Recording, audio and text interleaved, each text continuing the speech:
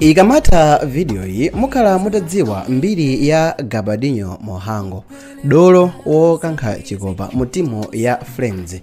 Tiyeni tione nkhani yake sopano, koma choyamba ndikupempheni kuti muchite like. Mungochita like basi, tiyeni tizipitirira.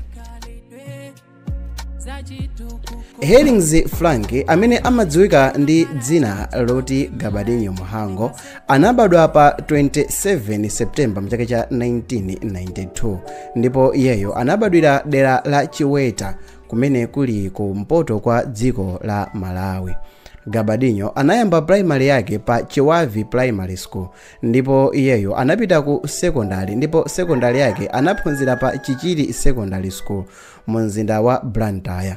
Gabadinho analemba mayeso ake a JCE ndipo ichi chinali chaka cha 2013 ndipo kulephera kwake kunaliko kuti analephera ma subject onse kupatula biology imene anakhonzako bwino, koma ma subject ena onse monga agriculture, English, Chichewa, Geography, Maths, Physical Science komanso Social Studies analephera ndipo iyeyo anakhonza ma F.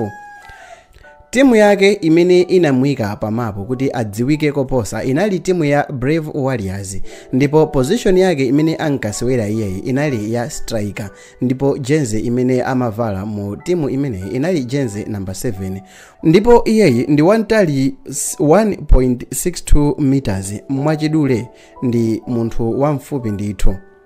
Timu yayikulu imene anayambira kusewera ndi timu ya Nyasa Big Bullets ndipo iyi anayamba kusewera mchaka cha 2012 mpaka mchaka cha 2013.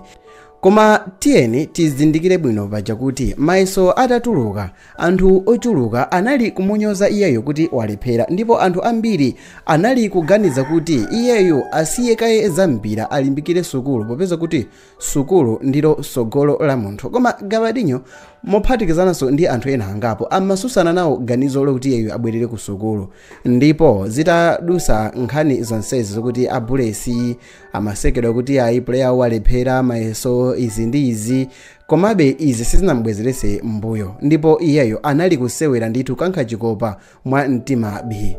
Timu yayikulu imene anayambira kusewera ku Malawi kunoko ndi Nyasa Big Bullets ndipo iyeyo anasewera mchaka cha 2012 mpaka na mchaka cha 2013 ndipo mchaka cha 2013 mpaka na mchaka cha 2015 anali atagulidwa ndi timu yotchedwa Bloemfontein Celtic ya ku South Africa imene iyeyo anasewera magemu okwana 46